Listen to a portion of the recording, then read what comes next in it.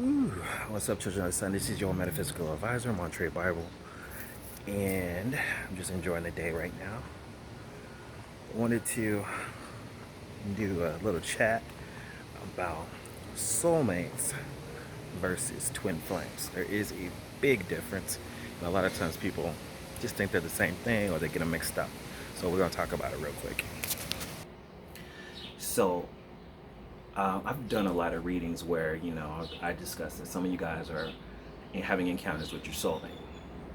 Your soulmates don't necessarily have to be romantic. It could be a friend, it could be a family member. It's just people who you've gone through life with, past lives with, okay? So that being said, these are souls that you have jumped from life to life with. Um, they help you learn things, and you learn things from them. So these are familiar spirits that are souls that you have gone through different lives. Some of them may have been your kids. Some of them may have been your husband or wife in a past life. Um, so it doesn't really matter. So think of it like this. You have 5 fingers on your hand, okay? And let's say every one is a soul.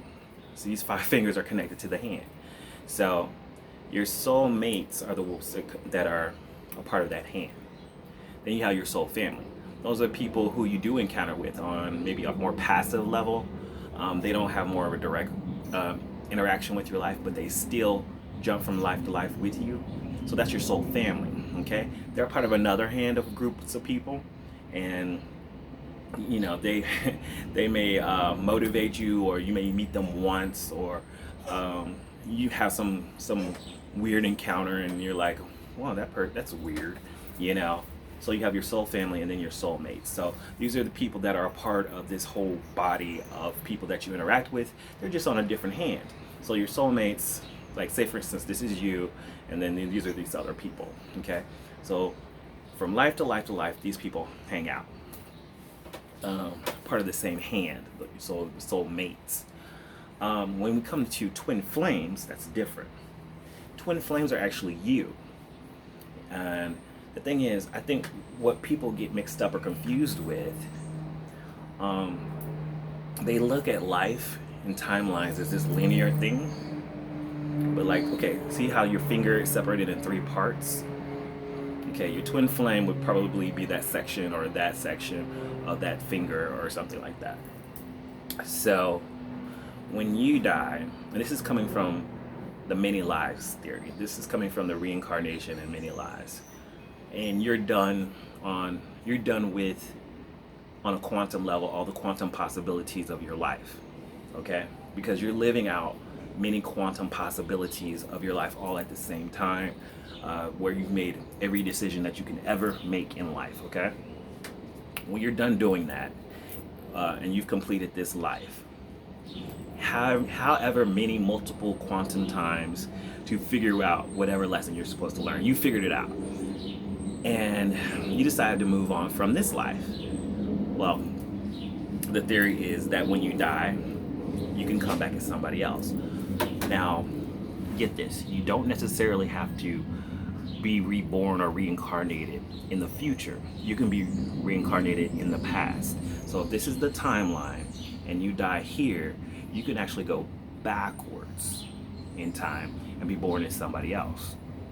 So if it's 2021 and you die this year, okay, and this is your last quantum reality for this life. You've lived out all possibilities, and you die. You don't come back as yourself again. You can be born in 1970 and come back as somebody else. That twin flame is you, same soul, different body. So there's a chance and a likelihood that you can meet yourself, but as somebody else. Your twin flame is you, but somebody else. It's someone who matches your soul. Okay? So your twin flame could be a lover. Your twin flame could be an enemy. A lot of twin flames don't get along because usually it's the things that the things that most people don't like about other people is usually an aspect of themselves that they don't really like. So a lot of times we meet twin flames and we can't stand them. Can't stand them. Worst person ever. Because they're reflecting something about you. And then sometimes we get with our twin flames and we fall in love with them. but it's problematic. It's troublesome because there's always this push pull. Because with your twin flame, you have to realize your twin flame is on a different stage of life. Your twin flame could be a younger soul version of yourself, or your twin flame could be an older soul version of yourself.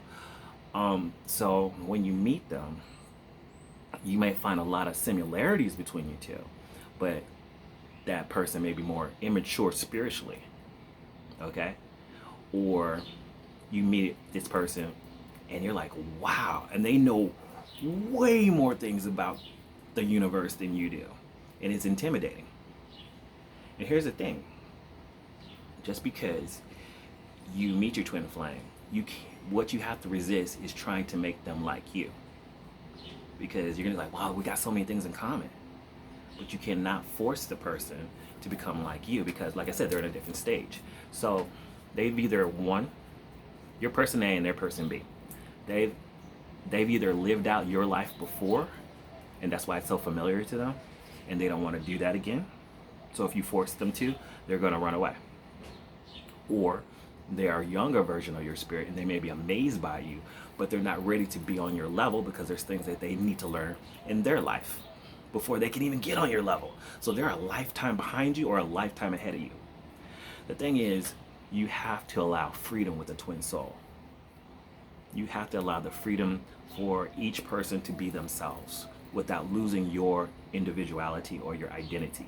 So this is where twin souls can have conflict, because it's like, oh, you're melting into the same person. You're almost becoming the same person, but you have to resist that and allow, when you're with the twin flame, you have to allow that freedom so that you don't become this one big burning flame, because somebody's going to lose, okay?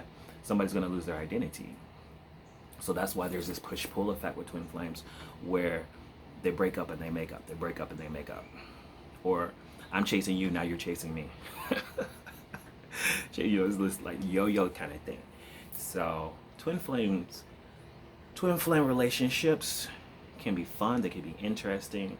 But if you have an understanding that this is a twin flame, and they have an understanding that possibility that they are your twin flame, then you have to respect the boundaries, and there's such a necessary need to make those boundaries, okay? And it's different if it's a soulmate. Soulmates, you're just familiar with them. There's something about their soul that's familiar, but they could be completely different from you, completely different from you. And there's really no need to become this one, you know. The soulmates just kind of, you know, y'all just feel like y'all known each other forever, you know, and you have. But the twin flame is all you, baby. It's all you. It's just you in a different version, a different timeline, and, you know. So I find it quite intriguing. I love it. I love it. Just thinking about twin flames and soulmates. So that's the difference. And so, like I said, sometimes when I'm doing readings, it's a twin flame reading, and sometimes it's a soulmate. So now that you know the difference, when you're going toward relationships and, you know, there's something different about that person, really do a meditation to say, is this a soulmate or is this a twin flame? Let me know if you've met your twin flame or your soulmate before. What happened? Was it crazy? Leaving me a comment below. And remember, make your reality happen, because if you don't do it, then it will. Talk to you guys later. Peace out.